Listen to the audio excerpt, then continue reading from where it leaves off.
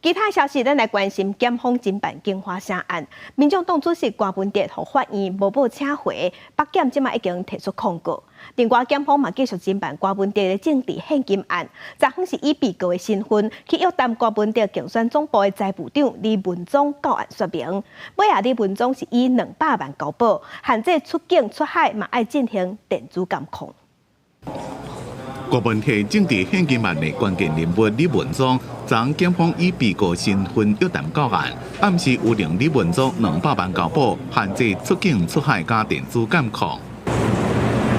除了郭文哲政治献金案，京华城用这案也继续伫咧调查。八审查过京华城案的前台北市都委会委员张光忠发文讲，伊当初伫咧会议上就提出反对意见，检方昨团伊出庭作证，先后请回。案件庞大，涉及真侪人，检方追查到看守所，就审前台北市副市长片正新加沈庆京等人调查案情，辩护律师团追查下到地证，向台湾高等法院提控告。其实从我们过去从彭副市长的经历可以知道，说他主要应该是工程相关的专业啦。那我想这个和都市计划应该是有相当的差距，这样子。